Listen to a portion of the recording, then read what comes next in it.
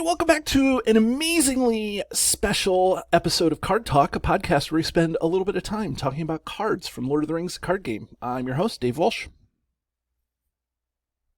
And I'm Grant Thompson, just along for the party.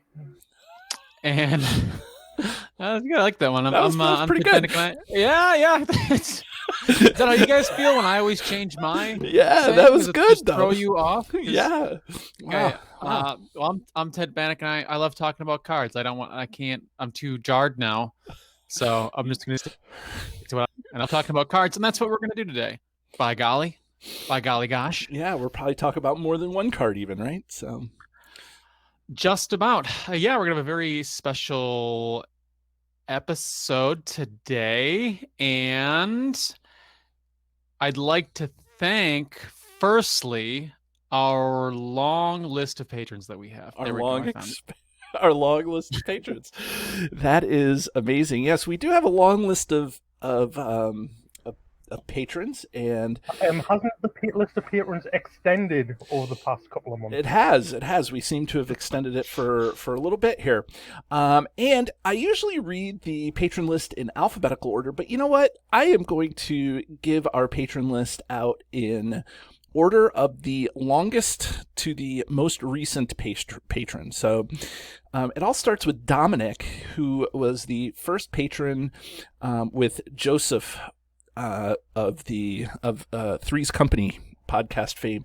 Both of those guys joined on the same day way back in January 2019. So almost 2 years they've been a patron of the show. And gentlemen, thank you so much for being patrons. And then after that, salute you. Yeah. Dominic, you're the Bominic.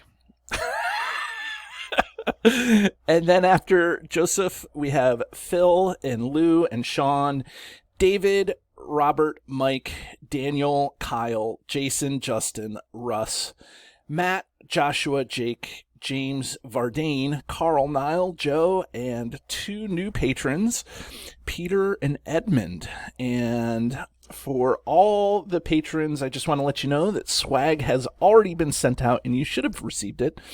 And it's a small token of our appreciation. And thank you so much for being awesome. And it didn't matter what level you subscribed to receive the swag this year. But next year, we are going to finally stick to the $5 and up patrons that we're going to get swag. The swag is going to make a significant jump in awesomeness from this year to next. I can guarantee you that. So anyways... to all the patrons who help keep the light on, to all the patrons who help keep the lights on here at Card Talk, we thank you so much, and it's pretty cool. But that's about all I have to say about the patrons, at least for now, publicly. I will gloat over them privately through email, but that's what I have to say about that. Please don't. I've got access to those emails. I don't need to see you brown nosing anymore.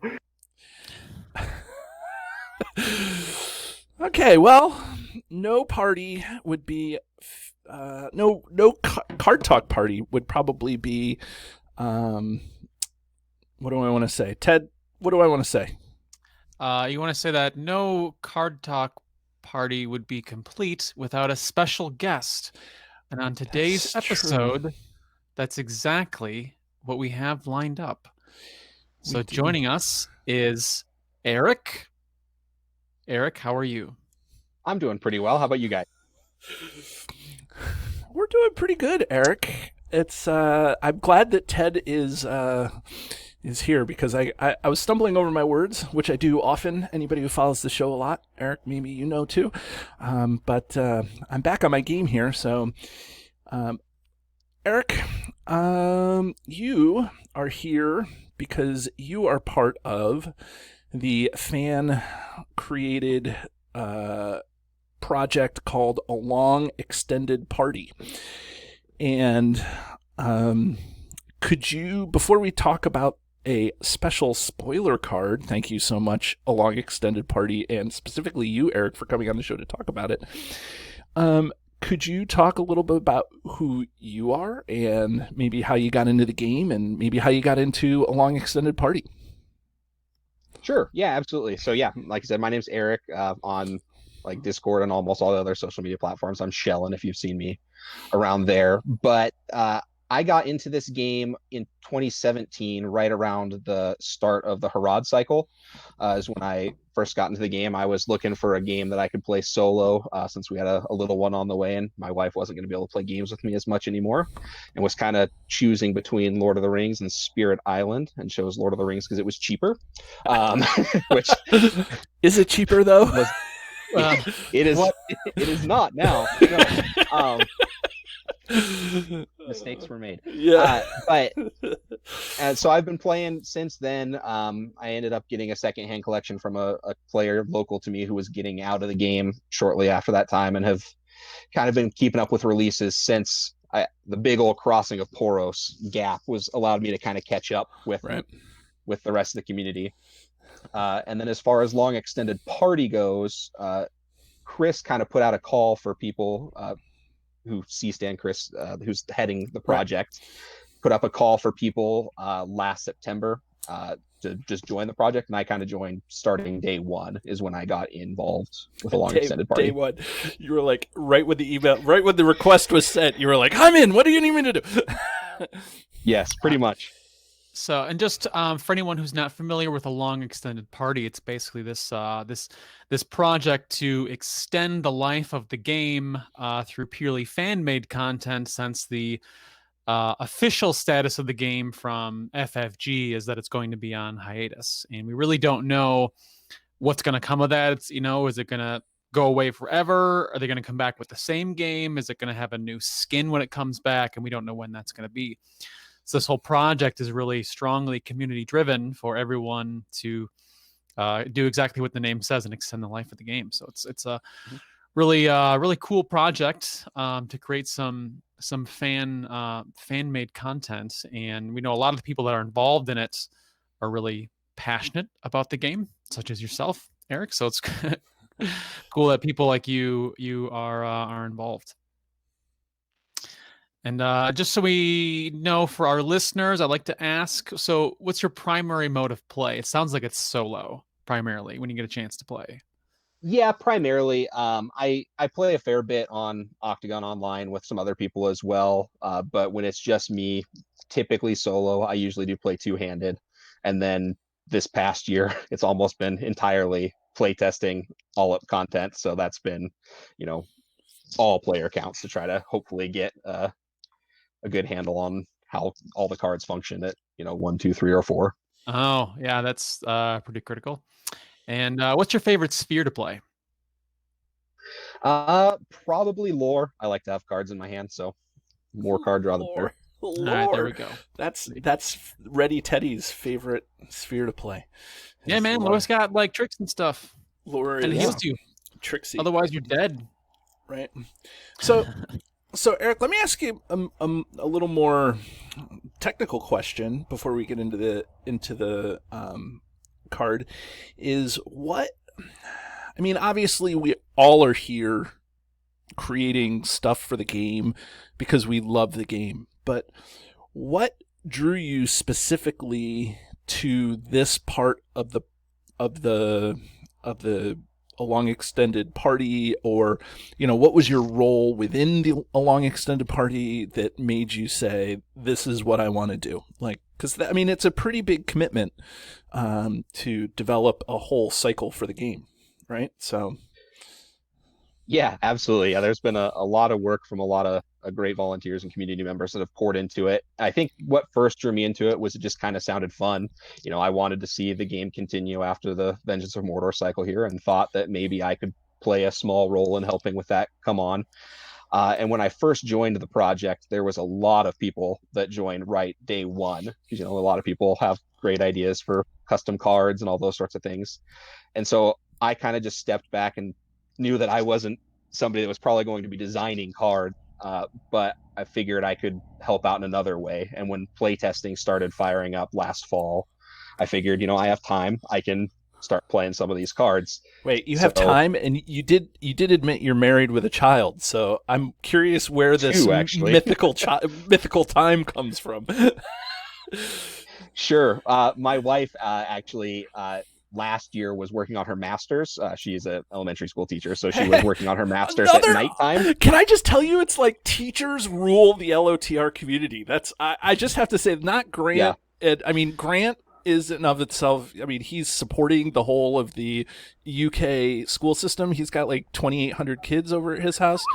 But, you know, like, and Ted's not really a teacher, but like Caleb was a teacher. Ian Martin from the first day, you know, like from Tales from the Car. Like, it seems like people just left it. Brandon from the First Age was a teacher. Like, it seems like everybody I talk to is a teacher. Not that you necessarily are a teacher, Eric, but I mean, it just seems like, you know, here we are. Teachers are ruling the world. I'm outnumbered here. Yeah. Anyways, I didn't mean to interrupt. I just had to give one shout out for the teachers. So you were talking about this mythical unicorn of time that you have. Yeah, exactly. So she was working on her master's at night. So, you know, after the kids would go down, she had a full year basically of doing homework and that sort of thing to get her master's done. So I had a lot of free time in the evenings as well, and more or less devoted pretty much all of it to working on ALeP, doing playtesting. That's really when everything hits you. Like, what'd you do with your free time? Oh, I earned my master's degree. What did you do with your free time? I saved Middle Earth. Yes, exactly. Exactly. Certain peril, which is arguably more important. I'll just tell you, if this were my wife, she would be like, I got my master's degree. What did your husband do? Played some silly card game. Like, that's what it wouldn't have been, saving Middle Earth. It would have not sounded nearly as cool. No, that's more correct, yes. Yeah. And Eric, just before we get into the card, I did want to just point out maybe some legalese or legalish stuff that just says that, you know, like, A Long Extended Party is an unofficial fan-made project for Lord of the Rings LCG, right? And so it's and it's not endorsed or supported or affiliated by FFG in any way, shape, or form. And that's important to know, because we're not trying to do we the community, you the ALeP crew, ALEP, Long Extended Party, you guys aren't trying to infringe on any sort of coolness that they're doing. And so, and it's completely volunteer driven, and it's all the stuff is going to be created for non-commercial fan use, not to be, you know, for no pay, no profit, you know, just for the private enjoyment of just the fans. So, you know, I think that that's important to get out there, that in no way, shape, or form is this project trying to step on the toes of FFG at all. It's actually, in my opinion, it's kind of trying to honor what FFG and Caleb and MJ and all the designers have done. So, I mean, is that a fair characterization? Yeah, 100%. I mean, we're doing this because we love the game that Caleb and all those other designers and FFG managed to put out for us. Our biggest goal for the project, I think, is to extend the legacy of the game that they created and treat it with respect, and make it so any of the product that we're releasing to the community could have been official product as well. So trying to just follow in their footsteps and provide more content for the community that loves the game as it is currently. Right. I mean, the quality of the stuff that I have seen has just been amazing. And so we recently talked about the Thengel card that you guys posted, and so that's its own show, which our viewers will get a chance to see and or have seen already by the time this airs. But I think it's time to talk about this particular card here that you have given us. Now, this is an exclusive spoiler. No other podcast or place has got this. I have lived my whole life in this podcast wanting to get an exclusive spoiler. So thank you, A Long Extended Party, for giving that to me finally. Absolutely. Yeah, I get so jealous of the Cardboard of the Rings crew. I mean, I don't really. I know they've been Caleb called them the tent pole of the community, and that's really what they are. So, you know, they are entitled to all those things. So, but it feels good. It feels like I've made it now. Or I say Card Talk. Card Talk has made it, right? Card like Talk. Card Talk, which includes cool. Grant and Ted and me.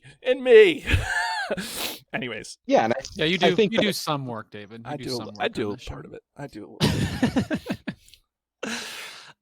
Yeah, we So- got a exclusive spoiler here. So, Okay, so who's- Eric, I think Eric is going to read it because it's yeah, his. that'd be I want to say it's his card, but he didn't design any of it. He just play tested the heck out of it. So Eric, what's the card? All right, so the card here today is Open the Gates. Bum, It is bum, a one. bum. Sorry. It's a one-cost leadership event with an action. Search the top 5 cards of your deck for an ally that shares a trait with each of your heroes and put it into play. Shuffle your deck. At the end of the phase, if that ally has not left play, add it to your hand. Okay, so I mean, this is the tutor card, right? Like this is a tutor card for, these thematic decks that we all love to build, right? Like, and it's a non-specific. I'm sorry, it's a specific tutor card, but it's not go find an elf, go find a dwarf. It's go find, if you're playing a warrior deck, go find a warrior. It could be an elf, it could be a dwarf, but this is where we go around the table and say, Grant, Eric, I'm gonna leave you to the end because you've tested this card. None of us have played it, so we want to before you get a chance to blow up our places and be like, have you ever thought about doing this? Well, let's see what Grant has to say about this. Grant, so what's your first impression of this? Open the Gates. Open the Gates seems like it could be a fun card. To search the top 5 cards of your deck and just immediately put an ally into play could be very, very handy. It seems like it could be limited because of the fact it has to share a trait with each of your heroes, so that could be a very decisive limiting factor. But it could also, if you've got a whole team of warriors, you could pull out Bjorn or Legolas and get it straight to your hand as it's still in play. Right. So there is pros to it, but I can also see it being a very sort of focused deck build to actually run this card. Yeah. Okay. Ted, what's your initial gut? And don't say what I'm going to say, because if you do, I'm going to edit you right out and I'm going to say my thing, and you're not going to have any opinion. Yes. You have the power. Feel free to exercise it. Just kidding. Yeah. So for a fan-made card, I always just approach the fan-made cards just very cautiously for any game. So I'll be very curious when we get to you, Eric, to talk about your actual playtesting experience with this. So off the bat, it does to me match a leadership card. It's sort of this ally mustering card, and it only costs 1 resource for an action speed and brings an ally into play. I'd say it's most similar to probably Sneak Attack is the closest printed effect that we have. I even think Raise the Shire. Very similar to Raise the Shire, because that is also a 1-cost event to search the top 5 and potentially your whole deck if you meet the extra clause on Raise the Shire. So it's very similar to that, but it does have this restriction of top 5 and this restriction that all your traits have to match. So immediately I try to think, where will this card be good at? And I'm like, okay, there's lots of trait-specific decks. So this looks to have a lot of great use, between Dale, Sylvan's came to mind immediately because it's Celeborn in a leadership card. Right. But what's really interesting is it has that restriction that they all have to be traded. And a Sylvan deck, for example, really doesn't all have 3 Sylvan heroes. Right. You to change that lineup. The Sylvanest Noldor ever, right? Galadriel is very common. So it's going to actually, I think it's a pretty powerful effect, even though it's balanced by the fact that it could also miss too. You could also be like, here comes no ally comes from my deck because I got unlucky. Open the Whifferer. Yeah, Right. So yeah, it looks like a very inline leadership card that has some potential, but the effect is definitely strong if it hits, for sure. Right. David, how about you? Well, I'm glad you didn't say step on your toes? No, you didn't. I Okay. even gave you the Raise the Shire thing, trying to throw you off the target with my hobbits. But I mean, when I look at this card, I immediately think that this has got to go into a Grey Wanderer contract where you only have to match the traits of the one hero, and you don't have to worry about, so if you're doing Grey Wanderer Sylvans with Celeborn as your only hero, or a Grey Wanderer Khalil deck with both of which are leadership heroes. That's why I picked them, and then you have, because then that way your hero, you don't have to match, you're not trying to match 3 heroes. And then I can also see how, like if you accidentally had a side quest in your, or 3 side quests in your victory display, and now you have Thalion as a hero by accident, I mean, it's obvious that you'd have to, be careful of those things. But I see this as a great way to help accelerate a Grey Wanderer deck. And I think that this also matches well with that Thengel hero that we talked about last week, right? I forget exactly what Thengel does.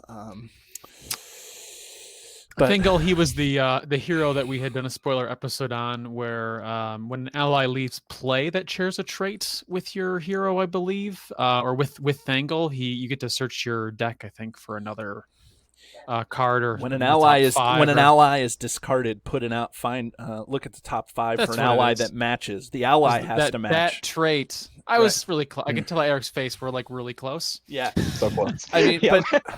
So this is the thing. Here's one where the ally comes back to your hand. It leaves play. That matches up with Thengel. They're not sphere. They're not sphere matches, but I don't know. I just see this. I will be one rules lawyery thing, and Eric, you can answer this rules lawyery thing maybe.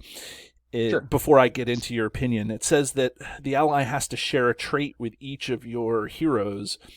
So let's say I have Glorfindel, ally, who has 3 traits, right? Noldor, Noble, Warrior. Right? Yep. And my hero lineup has a Noldor, 2 Noldors, and a Warrior. Does that satisfy the mix and match, as long as one trait matches with one trait on the hero, right? One trait of the ally matches. Okay. And that helps in terms of playing. It opens it up to be a little more broad. But if you're going to use this with hobbits, except for the Hobbit Archer, and the sheriffs, all hobbits just have hobbit traits. So, and a lot of the Sylvans are just Sylvans. There's some Sylvan warriors like Legolas and the Marksman of Lorien and stuff like that, the Galathram Archer, or the Galathon Archer and things like that. But, Sylvans are Sylvans. So it's going to be interesting because this slots right into a dwarf deck. This, That's just what I was about to say. This fits into pretty much any dwarf deck that can access leadership. Yeah, which I don't think a dwarf deck necessarily needs the extra help getting out allies, but it's an option in the arsenal there. So, but I've talked long enough. Eric, you were part of playtesting, so what's this? What's this card look like for you? Yeah, well, I think you guys touched on the couple big uses for it there. The Grey Wanderer in particular was kind of a happy little accident in that a lot of these cards were designed prior to us seeing any of the cards from the Vengeance of Mordor cycle. Okay. So most of the normal player cards were super easy balances for us. Maybe we just deleted cards that we were working on because they were too similar. But the contracts in particular were something that every time a new contract was spoiled, we kind of had to go back and look and see, how does our card interact with that contract in particular? Right. And this one, it works great with the Grey Wanderer contract. Like you said, some of those traded decks like Harad in particular that, there's no way you can have 3 Haradrim heroes. Right. But you could run the Kaliel Grey Wanderer deck and use this card there. But the main focus of this deluxe in particular is on Rohan and Gondor. The whole cycle is going to kind of be a bit of a thematic mono traded cycle, kind of like the Against the Shadow cycle focused on Monosphere and that sort of thing. Mm-hmm. So our main goal was to try to get Rohan and Gondor up to speed with Dale and Sylvan and Noldor, dwarves and hobbits and hobbits. Yeah, absolutely. So designing these cards, we wanted to make sure that we could get those sorts of decks closer to them in power level, and not make the Sylvan and Noldor even more powerful. So that's where this comes in. This is going to be a card you want to use in a mono traded deck, particularly ally heavy, since you're only looking at the top 5. You want to make sure you're not missing if you're having to spend a resource with it. In places like Gondor and Rohan don't have a lot of targeted card draw. So this is like you said, a good tutor, a good way to find an ally, put it in play. And then if it hasn't left play, you get that, bring it back to your hand as a draw to play on a future turn as well. This is the main use cases we've seen for it. Yeah, I was going to say that this also fits into that Council of the Wise archetype, because the Council of the Wise is one of those builds where you can only use 1 of each card, and it triggers off of events. Not that you want to have 50 events in your deck, but you want to have a great mix of events. I found that like 20 to 25 events, and then the rest, allies and a few attachments. But I feel like that's where that deck hits, and to have another event that kind of slots in there, especially for like a Rohan card, is right. Seems pretty okay. So I'm dying to know this, Eric, and you may not be able to tell me or tell us, tell the audience, but this is obviously one of those cards that I guess they would call like bottom up design, right? Like what you want, so you start here and you say, well, we need this, so you go up, right? Mm-hmm. Do you know what this card looked like before this? Like how many iterations, or like, because you play tested this card a lot. Like some cards you kind of play and you're like, oh, like instead of top 10 cards, you go to top 5 cards, or But did this card have any? Like, did it look different when you first play tested it? This one was pretty similar. It didn't undergo too many changes. I think it was fairly modeled after Tactics Imbrahil's ability to kind of feel fairly similar to that.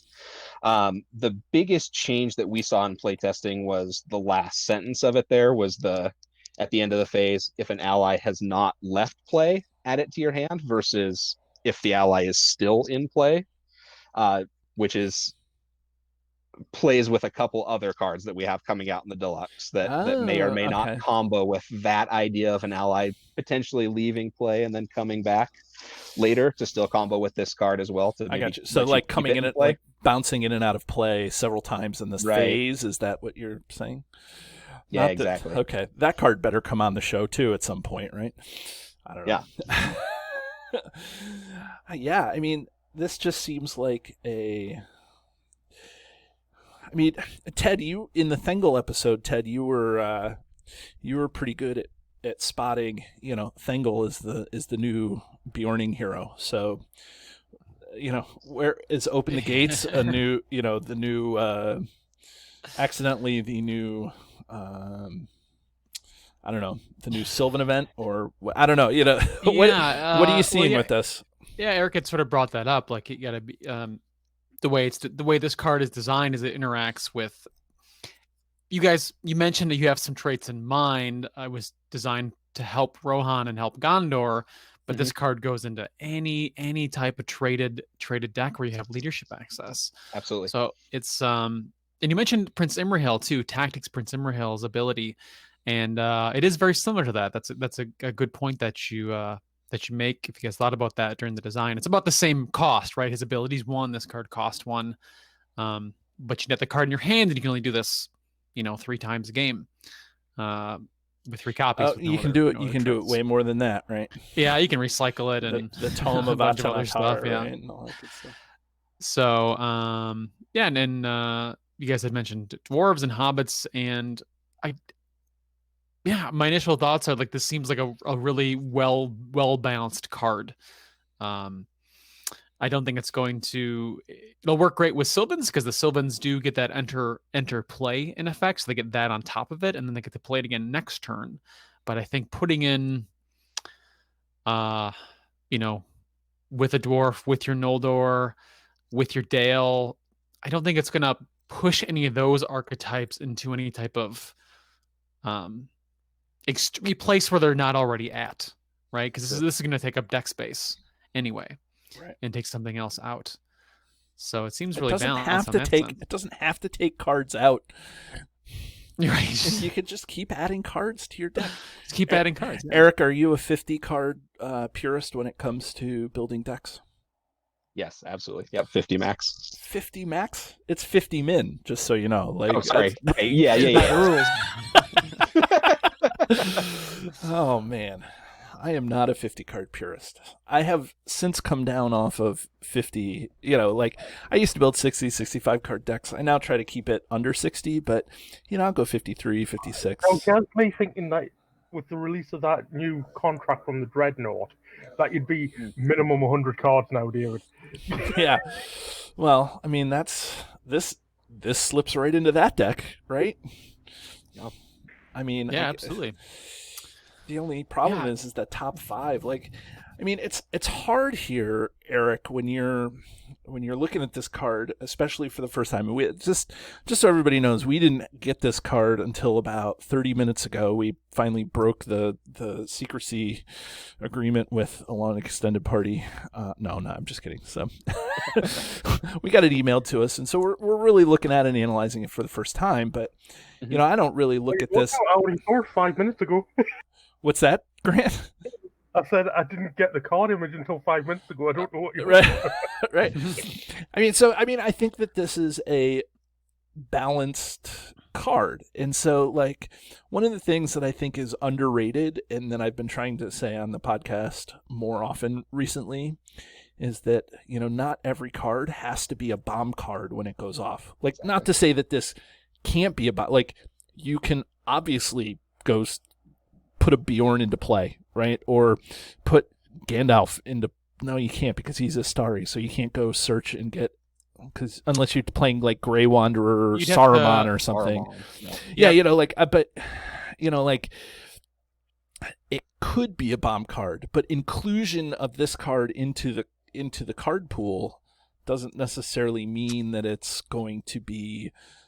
It's just kind of a regular old card, and that in and of itself is also powerful. Is that it doesn't... You don't have to have a bomb card to make it playable, right? I guess is what I'm saying. So, Ted's brainstorming. He's brainstorming. Yeah, the other card it's most similar at. So actually, the card this is most similar to is Gwahir's Debt. Right. Because Gwahir's Debt, trait. It's a 1-cost tactics event, and you have to control an Istari and an Eagle character that are unique.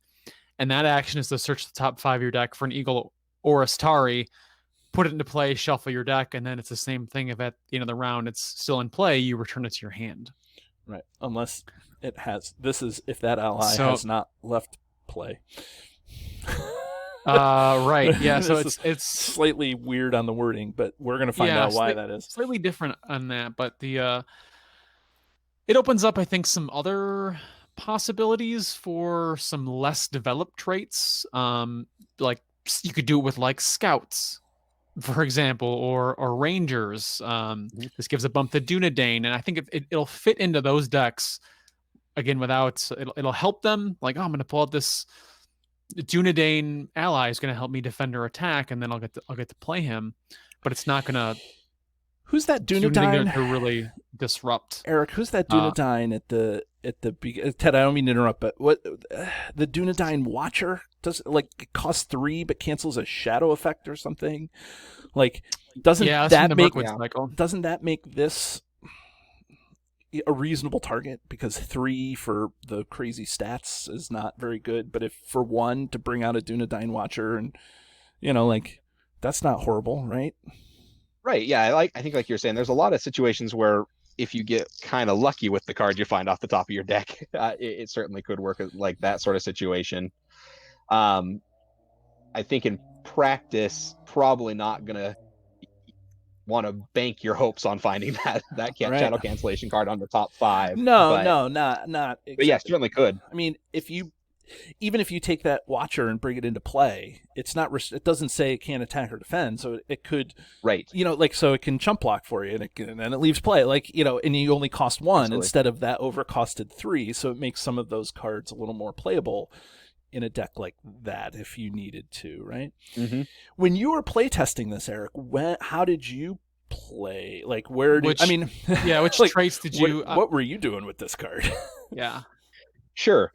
So obviously the first place I started was with the Rohan and Gondor, since that's kind of what we were looking for. So, a monosphere leadership Gondor deck needs card draw in the current card pool. You can run it with maybe a Messenger of the King Aerostor or something like that, but you need some more targeted card draw. So I was using this for that, mostly for the draw aspect of it, but also, maybe do this during the action window on the refresh phase and hit a very good tail with the ally that I brought in with this card. And then it comes back to hand and I can play that ally in the planning phase, that sort of thing. And then also similarly with Rohan discarding allies, if you're running, like Thangol, like you were talking about with the Theoden and Theodred deck that has some leadership access, but really lacking some card draw, this can bring in one of those more expensive Rohan allies that you didn't really want to discard or pay the cost to just to discard. But if you're just finding it for 1, like you were saying, the discard works better. Were the 2 main places I started. But then, yeah, you kind of got to try everything to make sure that nothing's busted there. So I liked it a lot in the Tom Cotton Hobbit deck, because the Hobbit comes in and gets the attack bonus for you in the combat phase. Right. Yep, and then comes back to hand for you to play them next round. And you're touching also on the other question, is that it's not only what do you play this with, but it's also when to play it. There's so many options, because it's a sneak attack. Its timing is kind of like a sneak attack, right? It comes into play for a phase and then comes back to your hand. Obviously, there's more to it than that, but what are as you're listing all these, ways to play it. Talk about also like when to play it too, because that's important. Sure. I think for the listeners to hear.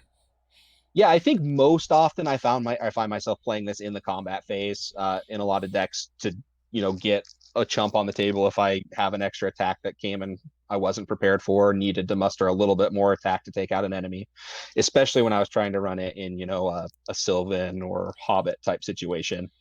I think in Gondor, it was almost always I was trying to do this in the planning phase or resource phase there at the beginning of the round in order to partner it with a very good tail to try to just get as many more bodies on the table as I could, was where I found the best use case for it was just using it for the card draw and more allies. So those are probably the 2 main places, either at the beginning of the round for some draw if you're hurting for allies, or kind of like Imrahil's ability in the combat phase to give you another body to do what you need to do. Yeah, and I know that you're not going to tell us this, but you've played this, I assume, with the big box of the Children of Eorl, right? Like, you've played it with those scenarios, and so I can't imagine. This is me trying to get information out of you, Eric. So this is okay. I'll have to check. NDA I signed. Yeah, right. No, but I can't imagine there being a need necessarily to pull something out during the, let's say, engagement phase. That's such a small, or the travel phase, maybe during the travel phase, if you knew, like if you're using a Stargazer and you knew what the top 5 cards were or something, there may be a reason, but there's certain phases that you don't usually do these sorts of weird things with, and so that probably holds true for the okay. I don't I don't think you're going to see any super weird things in those quests that you haven't seen before, but I mean, you might bring this in the travel phase or engagement phase for, must exhaust a character you control sort of thing. I want an ally for card draw anyway. I'll exhaust the one I have to bring in. Yeah. But I think it also works pretty well with any. There's a couple of effects that trigger off allies leaving play. The first one, we mentioned Prince Imrahil several times about his tactics, but this works pretty well with his leadership version too. Absolutely. Because you could bring an ally into play during the quest phase, and then quest with Imrahil. That ally comes back, readies Imrahil. There you go. Well, I mean, and Eomer too. Tactics Eomer. I was just going to say Eomer and what's it boosts some Faramir when an ally leaves play. Ready Faramir or ready the ally. I think a hero Faramir that readies an ally when you engage an enemy. Oh, okay. That's not. Okay. Okay. Yeah, not some direct. That's how often I play leadership Faramir right there. Yeah. Right. Yeah, but, it works pretty. Sorry. I was just gonna say, it works pretty nice with those existing Gondor and Rohan heroes as well. So I think it fits in nicely, supports them without putting anything over the top. Yeah, absolutely. And I think Grey Wanderer Gwaihir, like we were talking about, Grey Wanderer decks only can do planning phase in that case for the most part because of the non-sphere match. But also, if you didn't get an Eagle ally and need him ready to quest or that sort of thing. And that's the other thing you can plan that. I was playing a Gwaihir deck last night, and part of the fun for me playing a Gwaihir deck is like making sure that you play the cards when you need to play them, so Gwaihir is ready doing, it's almost cheating playing with like 4 unexpected courages on Gwaihir, right? Like, that's not the point. The point is to be like a little more elegant about how you're playing Gwaihir, so this, play in the planning phase. Oh, well, that means that I can use Gwaihir to attack. And then during the planning phase or the resource phase, I think it's the first card of the planning phase for Grey Wanderer. Yeah. I can use that and not have to worry about, so it's interesting. It's interesting, right? Were there any happy accidents with this card as I channel my inner Bob Ross? Happy accidents. Paint your trees. I don't know if anybody knows who Bob Ross is, but. Well, I think I brought up the Grey Wanderer at first, and that's probably the main one because I think there's like Sylvan in particular, like we're talking about, really love that interplay and effect. But I feel like most Sylvan decks that people are running these days maybe run 2 Sylvan heroes. You got your Thranduil, Celeborn, Galadriel is kind of the gold standard at the moment, but or maybe you're running with Balin to get Unlikely Friendship, that sort of thing. So this card doesn't really work in your typical Sylvan decks that most people are running these days. But with Grey Wanderer, Celeborn was one that really showed up as a way to get him some targeted card draw and get another ally with a boost for him in the combat phase and that sort of thing. It was and Kaliel for the Harad deck as well were both happy surprises after we saw the Grey Wanderer contract. Yeah. I guess when I was also thinking, like, is there somebody that, like, when you played this card, did you pull out and you're like, oh my gosh, Squire of the Citadel, boom, I get my money back, or like Envoy of Pelagir, here it is. Oh, not things that are over the top necessarily, right? But just things that you're like, oh, that's something I didn't think about. That's the fun of playtesting these things, I would guess, right? Oh, for sure, definitely. And Gondor and Rohan will have a couple of those. Like the first time I think I pulled this out and found Aemond in the top 5 cards I had, it was like, oh, okay, that's exactly there's something right. happening right here that I can deal with. And like I said, with it only being the top 5, you can't hope for that every time. Sometimes maybe you just find yourself a Westroad traveler, but when you find, your Rittermark Knight when you needed 3 extra attack to kill somebody, or you find Aemond who gives you the ready you need to survive an attack. Board, right? Yep. Yeah, I think the Horse Breeder too has an I think the Horse Breeder is an interplay effect, so you could trigger the Horse Breeder twice to get like a second chance, or you then find 2 mounts off of it, and those are find 0 still, or still find 0. Yeah, right. So it's in all those. It's got a lot of opportunity but nothing about the card is reliable through its effect, which I think makes it pretty balanced and well costed for that. Because if it was any more, like, it shouldn't be 0, and if it was 2, I'd say it's overcosted. So 1 is right where it needs to be. Yeah. So there's I mean there's not a ton to talk about when you're dealing with events, and this card is pretty straightforward. But Grant, I'm going to bring you in on this because I can't tell if you're sleeping or not. But what about that artwork? I love the artwork. Them all piling into Helm's Deep after the long road across the plains of Rohan. Yeah, it's very thematic, and it looks brilliant. Yeah, I'm wondering if it's funny because this is open the gates. So which way are the people going? Into Helm's Deep. It looks like they're going in. Yeah, it looks yeah. like I mean, this is obviously a call out to that moment where all the people of Rohan are piling in for safety behind. Yeah. That's the Deeping Wall right there, and that's the tower of Hammerheld. Like where the horn is, I would guess. But like, does the art match the title? Open the gates, yeah. Yeah, you guys found some really. How does the artwork work? If you don't mind me asking, for a long expected party for fan made content. Sure. Yeah, the art is one of the more difficult things to find, especially for some more niche cards like this one.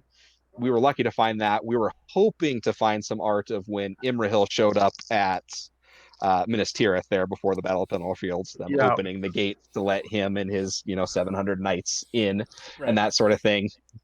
But it's pretty much just a long time spent on the internet in DeviantArt and ArtStation and Google image search and that sort of thing. We got Bania, who's our lead art finder, I think is his official title. Right. Who Bania also does the LOTR quest card companion, or So I mean, just to call out to him and all his work that he's had in the community. Oh yeah, another strong resource there.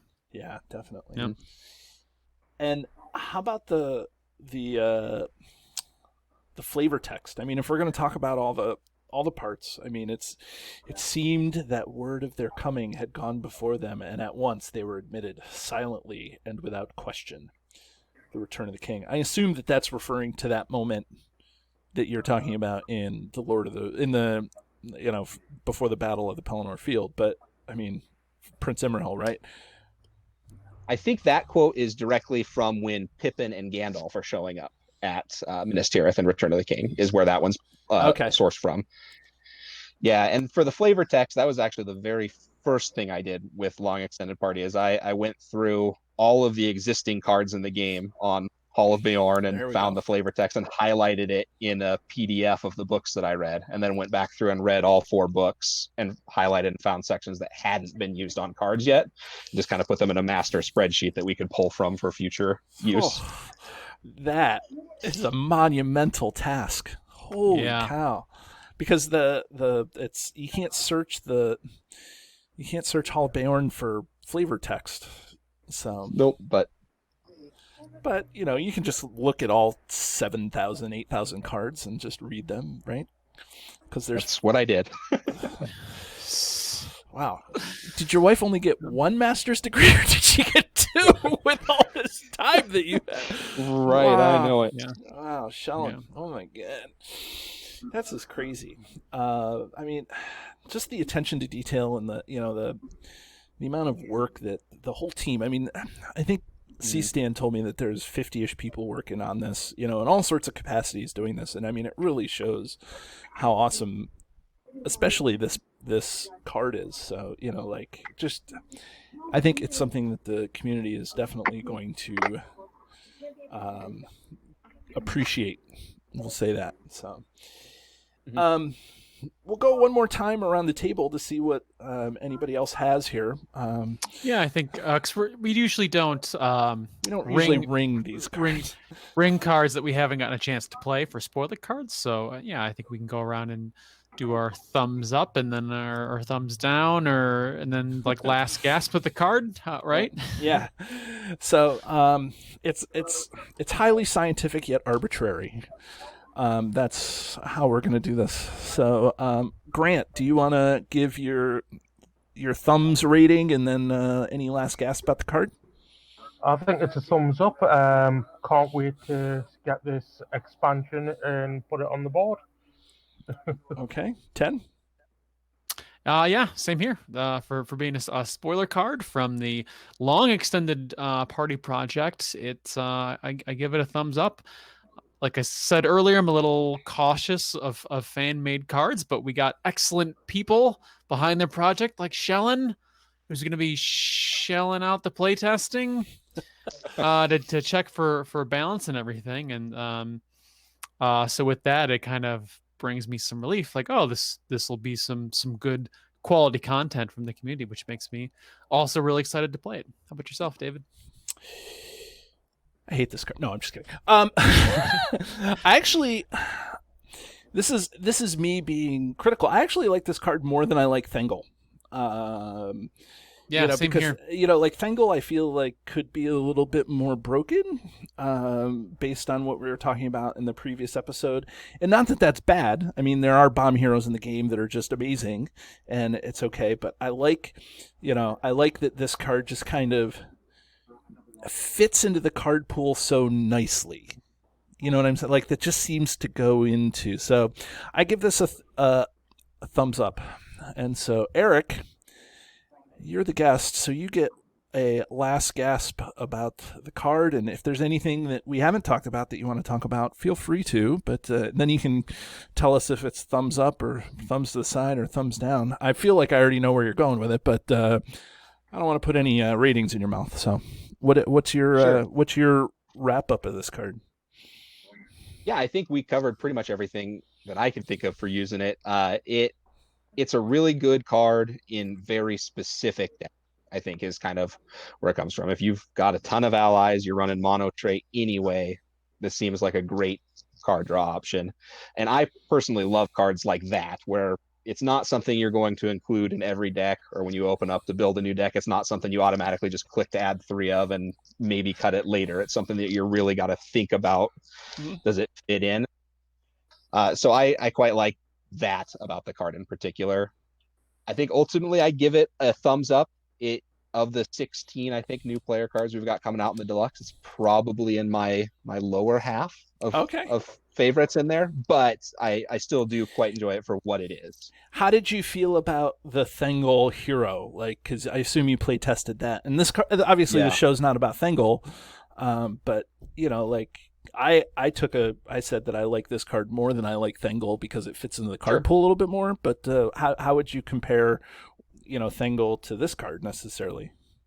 Yeah, Thengel, I have probably played more games with Thengel than I have with any other hero in this card game in the last year. Okay, wow. And I think they're tough to compare because this is kind of a card that's helping fill in some gaps in a card pool, where Thengel was a card where we were really looking at where Rohan's main deficiencies were and knew that we had to create a card that was probably above power curve in order to get Rohan where we wanted them to be.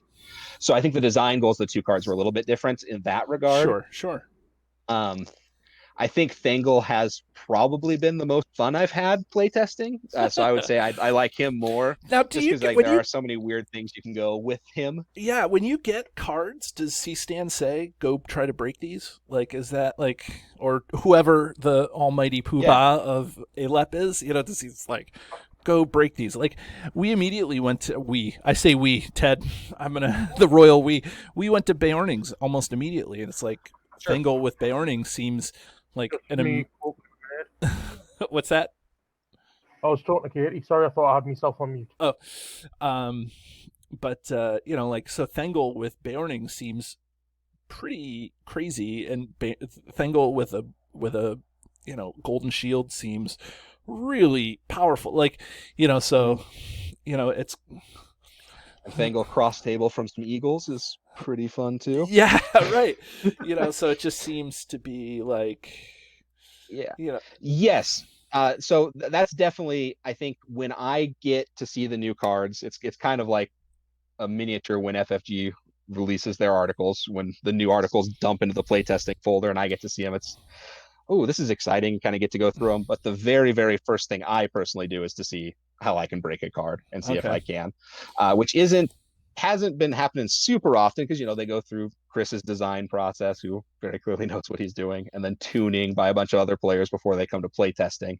But I do have a little note on my phone where I've got my playtesting graveyard of cards that I got to kill or decks that I got to kill, okay. because they were a little bit overtuned and had to be fixed. So just Okay. kind of a And so that means that card, like, not that Thengel or Open the Gates went through that prep, but then you send it back to the designers, whoever's on that team, and say, here's how I broke it. Now send me something that fixes that, or do they just scrap the card completely? only a couple of our cards ever got totally scrapped, and most of them were because FFG released a card that was very similar to it in Okay. the cycle after we designed it. Almost all of them come back and it's like, you can break it this specific way. Or when Grey Wanderer contract came out, for example, we had a Gondor ally that had some issues once Grey Wanderer happened as a thing that we had to go back and rework how it worked. Gotcha. But it's pretty open dialogue. It's all in Discord, so it's real time. So it's not quite the same as, probably how FFG does it with having to email the designer. If I can just tell Chris, like, maybe look at this, and he either tells me that I'm wrong or he's like, oh, yep, you're right. Right. Well, what's most interesting too with whatever happens between Long Expected Party and anything else FFG does, the Messenger of the King contract, I think, has a long impact on any player or official design, because any unique ally that you want to design is a hero. Absolutely. Right? Right. Yep. And that one came out pretty late in the design cycle. I think that was what, AP5, I think. Yeah. Right. So that's got to present some challenges as well. So I'll be really curious to see what you guys come up with for that as well. So Right. Well, Eric, I will say that it has been amazing to have you on the show. We didn't expect you guys to send somebody out to us, but it's always good to talk to the people behind the scenes about this, and especially for us who made the conscious decision to stay back so that we could have these authentic interactions. I think it's pretty awesome, and thank you so much for taking time out of your busy evening and coming and hanging out with us. Yeah, thank you so much for having me. Like I think you were talking about earlier with all the people involved, it's just been fun that it is such a community-driven project. So it's fun to get to come and share it with various corners of our community, as well as we're starting to be able to show off some of the cards and hopefully release here soon. Yeah, I can't wait to see it. So yeah, for more information, anyone looking to see the release article that hasn't seen it yet for what has been spoiled, you can go to alongextendedparty.com, and there'll be a link there to the article with not the spoiler for this card, but anything else you guys have released. Right. So there we have it, everybody. So keep your eyes out for A Long Extended Party. This is the Children of Aoril. Help me out here, Eric. I forget there's the cycle name and the box name. The Children of Aoril is the cycle. Is the deluxe. Is the deluxe, yeah. And the cycle is the something of the Oaths of the Rohirrim. Right. Okay. Mm-hmm. Okay. So everybody, keep your eyes out for that to post, and it'll be awesome, and we can't wait to see what else A Long Extended Party and Eric that you have in store for us. So thank you, Eric, again for coming on the show. It was amazing having you. Yeah, thanks again for having me. Okay, everybody, and join us again as we talk about more cards from the game. Have a great day. Do you love the content? Here's what you can do to stay connected. Become a patron. The money collected through Patreon goes into keeping the lights on here at the podcast. We love our patrons, and you can join at many different levels. Visit patreon.com/cardtalk2018. You can subscribe to us, whether you're watching our YouTube channel or you're listening to us in your favorite podcatcher. Hit the subscribe button to get notifications of all our new episodes. Didn't know we were an audio podcast? Find us by searching Card Talk to get access to our 120 plus regular episodes. Didn't know we were a video channel? Find us by searching Card Talk LOTR LCG on YouTube. And there you can find not only our regular episodes, but you can find our bonus playthroughs and other content related to the game. Want to get a hold of Ted, Grant, or myself? Feel free to email the podcast at cardtalk2018@gmail.com.